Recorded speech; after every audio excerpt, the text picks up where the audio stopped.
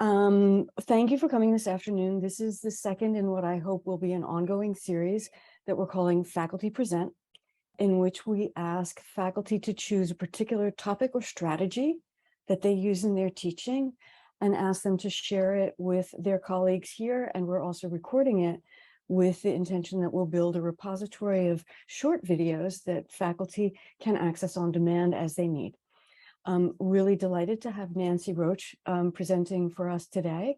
And so I'm just going to turn it over to Nancy.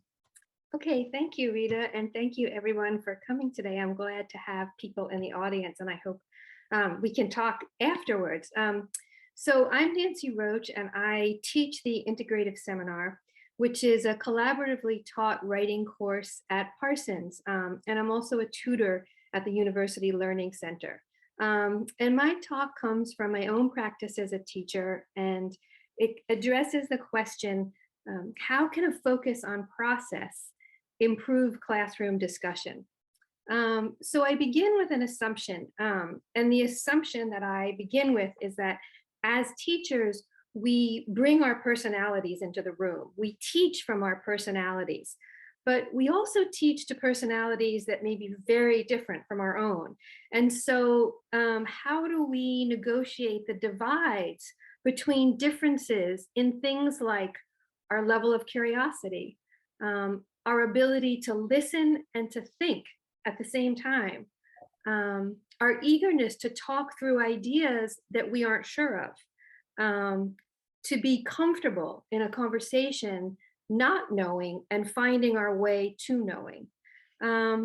Years ago, I attended a professional development about group discussion that was led by a former Parsons teacher, Nikki Tolk, whose practice is theater-based. And Nikki changed the way that I teach. She pointed out that a spontaneous group discussion is like the difference between being given a script and asked to do a table read and being asked to get up on stage and perform improv. Now, I might be willing to be in a play, but I would rather die than do improv. And it really got me thinking, that's what discussion is. It's improv. It's spontaneous reaction to a prompt, whether that prompt is the reading, a question that a teacher asks, or the other actors or students in the room. And it really made me think about how I could approach discussion to take some of the fear out of the form and give the actors a little bit of a lifeline. So not a script, but a stronger sense of connection to each other, to the text, and to this reality of the act that we're all engaged in when we hold a group discussion. And so how do I do that? Well, for me, there are two ways. One is to acknowledge the process, discussion as a process. And two is to give them tools to navigate that process.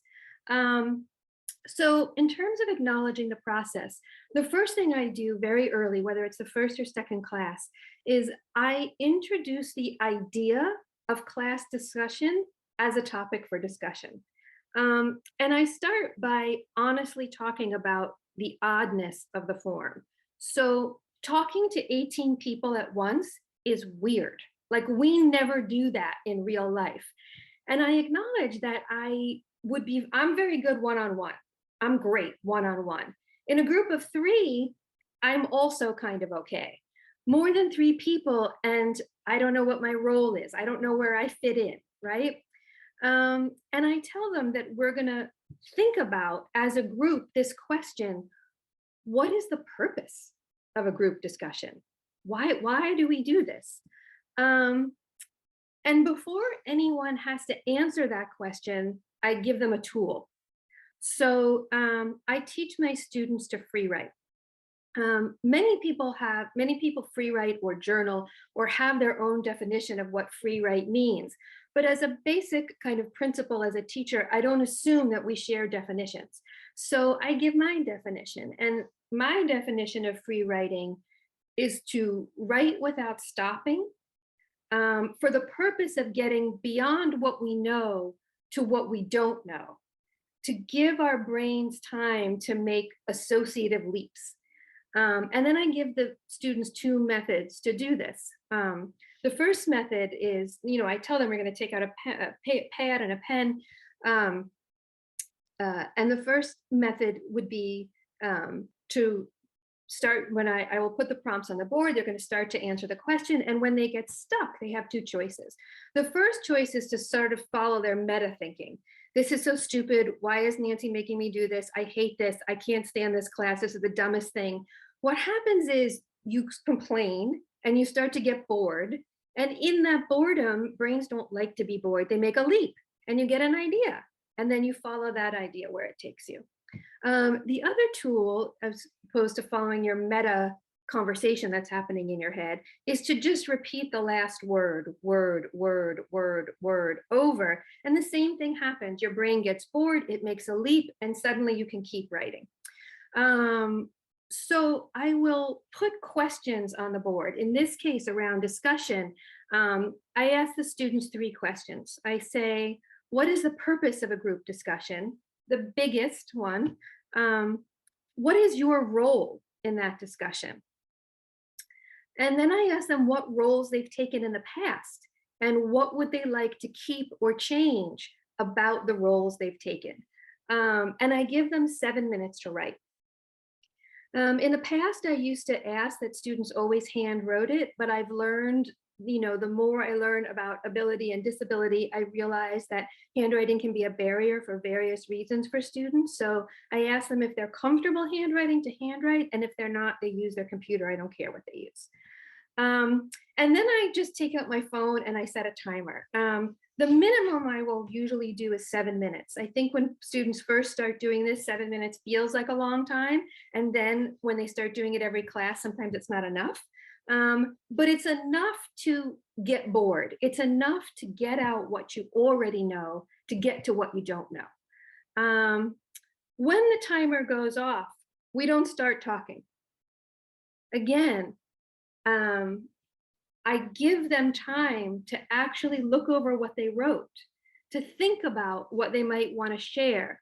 And I think that's a really important part of the process that we often skip, this gathering and really intentional thinking about, okay, if I'm going to have to talk, what in here is interesting to me? What just happened on the page? I don't know. I was busy writing. To really give them time to reread it so that they can think about where they want to enter the conversation. Then I open the floor and I allow the conversation to evolve, but I make sure that everybody speaks. And the second really important part of this to me is the brainstorming aspect of it. So as students talk, I am writing their ideas on the board. I am listening to what they're saying extremely actively, pulling out language. And this flowering of language becomes this visible language map on the board. It's a mess. My handwriting is terrible.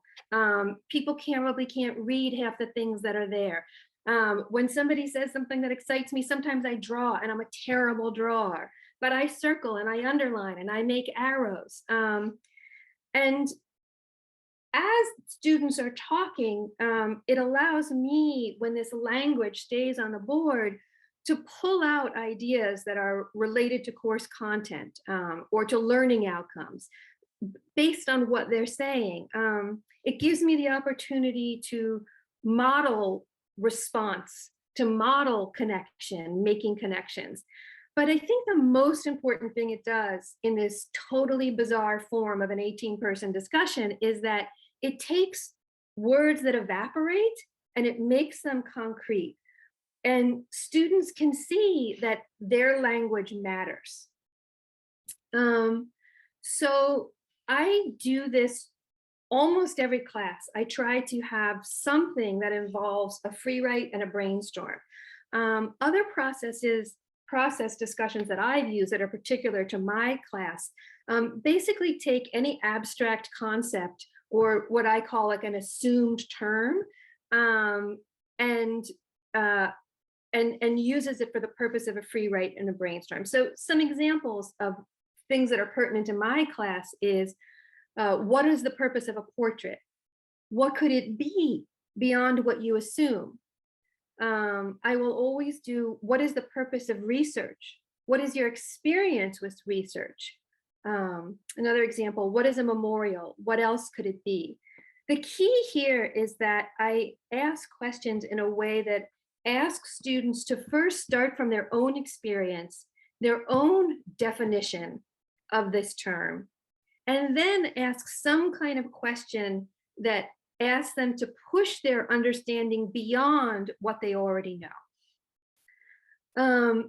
So the next tool that I use with the free write is after a free write, I will often, instead of having an open involving discussion, I will use a whip around.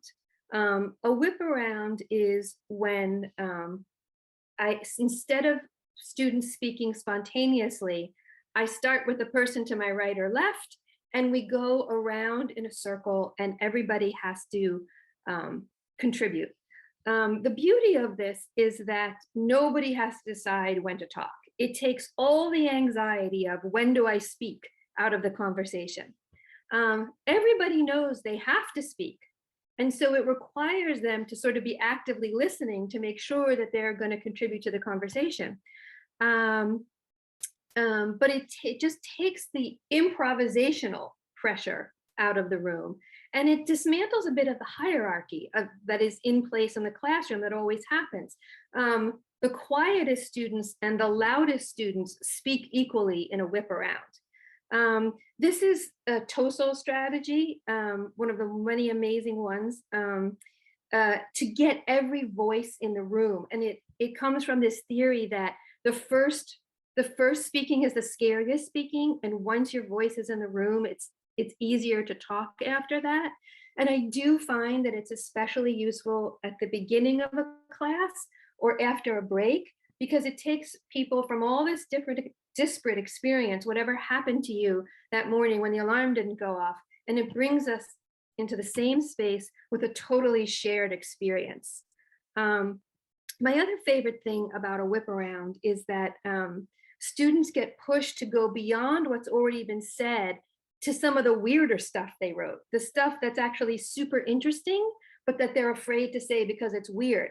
Because by the time you're around to the 15th or 16th person, a lot of the obvious things have been said. My other favorite thing about a whip around is that without fail, students will say, this has already been said, but, and then I get super excited because students learn that no, in fact, it hasn't been said. It hasn't been said that way from your perspective. And in fact, these subtle variations on a theme are exactly what add complexity and texture to a conversation. It's actually what builds meaningful conversation. No matter how many years I do this, students always surprise me. I always come away with a new perspective on whatever concept we're brainstorming together. So I'd just like to take a moment to then talk about, well, how does this kind of process discussion help discussions around reading or text, which can sometimes be difficult in a classroom? The first way it does that is that it creates a classroom community where the expectation is that we come to shared understanding together. That understanding evolves through multiple voices. The students learn to trust each other, and that nothing should be taken for granted, not even everyday words that we think we know the definition of, such as research, discussion, portrait, map. And again, I don't bring students into discussion of text without tools. So I just would like to share the tools that I use for discussion around text, because to me, they feel very related to the tools for discussion around process. The first thing I do is ask students when they're reading to annotate their texts using instinct and emotion. Meaning, when you're reading, if there is language that attracts you, don't ask why. Just mark it. Make circles, underline, make stars. But don't censor yourself. Just mark it without knowing why you're attracted. when you're reading, take notice of this metacognition that you're having, what you're thinking while you're reading, and make those notes in the margins. What are you thinking while you're reading? I tend to try to give students a very digestible, short amount of reading to do for a class so that they can reread their notes in the context of the whole after they've completed the reading. In other words, I'm looking for deep reading as opposed to as much reading as possible. So I asked them, after you finish this annotation process, please read go back to those spaces that you have marked, and think about them in the context of the whole. Now that you know what happened, now that you know what the argument is, right? Because we're always reading what's next, we can't help ourselves. Now that that burning question, what's next, has been answered, what does it say about these places you marked in the text? When we come to class for discussion, I always set aside time for them to reread their annotations, that grounding practice of looking back on your notes. And then the expectation is that everybody will have something to say, because right there in the text, students can bring us to a place. I almost never give a guiding question for a discussion. I simply say, will somebody please bring us to a place in the text they would like to talk about? And that is how the discussion starts and evolves. Students just bring us to places in the text, and a discussion evolves from the places in the text that they have an interest in. It also reinforces this idea that discussions must be text-based, right? That you can't talk outside a connection to this physical thing. And then I always end my discussions the same way, with the question, what didn't get said? What didn't get addressed that you wish had? I will almost always get a student who, after the conversation seems to have ended, will have something to say. And it's often brilliant, and crazily, there is often this strange coincidence that happens where the thing they bring up makes a perfect segue into the next thing that I have planned to do in the class. So I'm going to end there, and I will sort of leave you with the same question, which is, what didn't get said in this talk? What wasn't addressed that you wish was? And thank you for your time.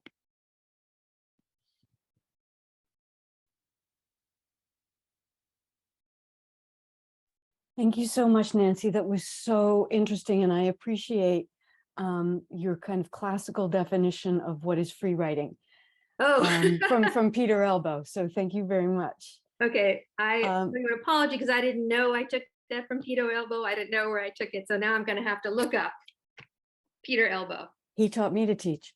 That's just one of those things I absorb by osmosis. Very good. Do we have time for questions? Anyone, please feel free to unmute or raise your hand. Yes, Cynthia.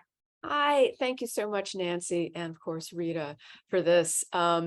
So, of course, I was thinking of my seminar class, and actually, we just had midterm conferences this week, and we actually have pretty good discussions on our text, but you know what's like 2 or 3 of my 16, 17 students said that they can be really long.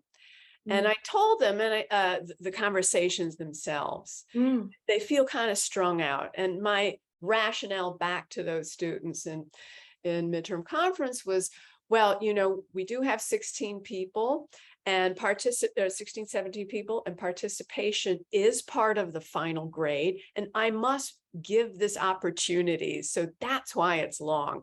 Does anybody, Nancy, do you have any issues or comments on, you know, the length of discussions, you know, and you can see people start to flag a little bit. Yeah, I can see that. And I know it, but then I know that some people still haven't had a chance yet. So yeah, So I think that the way that I handle that is that I use this balance of open-ended and whip around, so that the whip around takes care of the participation part of it. And then Okay. the class discussion around text is not a competition for participation grade.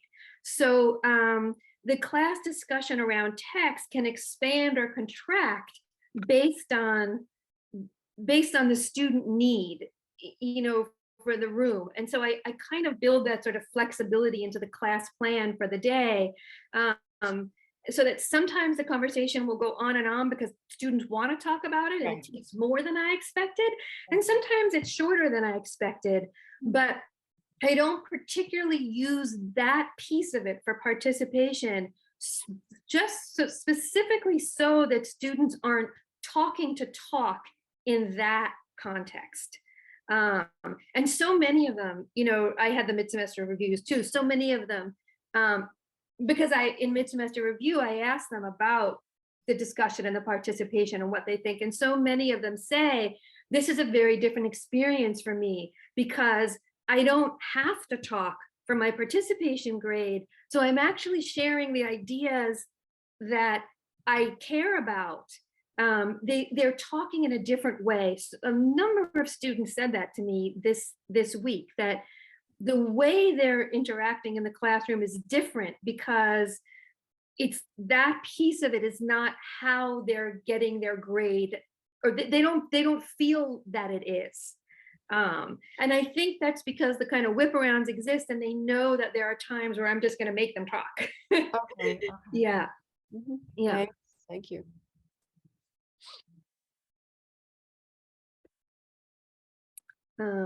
Is there anything else anybody would like to know, ask? I have a question. Sure. Yeah. Oh, wait, you remuted yourself. Sorry. That's okay. Sorry about that. But thank you for that presentation. I have a question. When you say you don't give guiding questions, Mhm. so for example, let's say the conversation is going one direction, Mhm. feel like the text really, there's something in the text that needs to be addressed. How Yes. do you redirect the conversation? the Yes, discussion? that's true. So, um, you so because of the kind of class I teach, there isn't necessarily a specific takeaway that students have to take from my texts, right? It is not content based in the way of, my God, if you don't get this one point, there's no way you're going to pass this class or be able to succeed. So that barrier is removed from me. What I will say is that I do two things to counter that.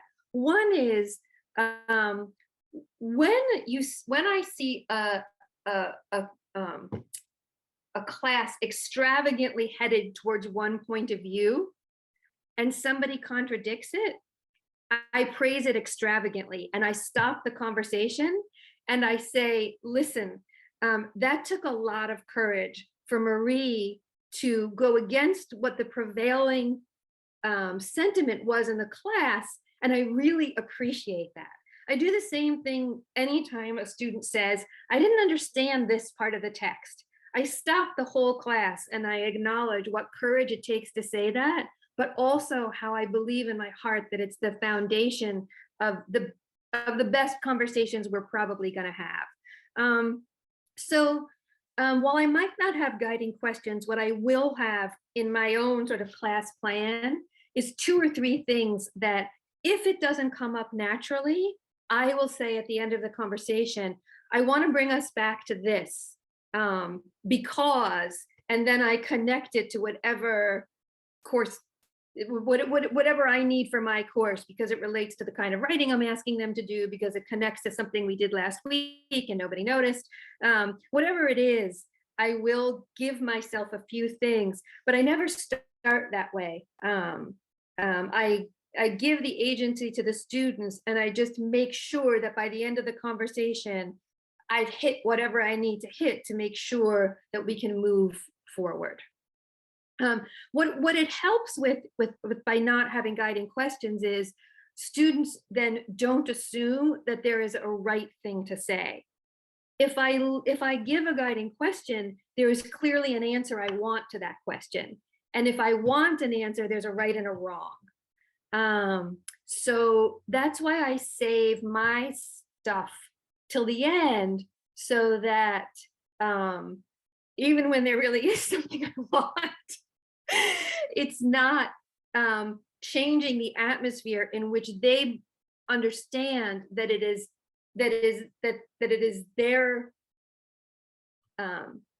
their own production of knowledge that has primacy, and that they can't, that it just gets over that fear of I can say the wrong thing.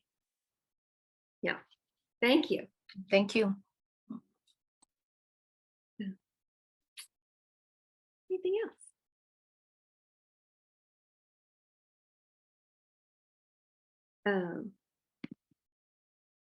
Oh, I'm just reading the chat. Oh, thank you. Yeah, the leading questions. Yeah, I will say that I do use leading questions in online discussions. So when I give an online discussion, I give a combination of leading questions and a requirement that they close read an area of a text that is interesting to them for any reason. So it's a combination. But I always try to make my leading questions about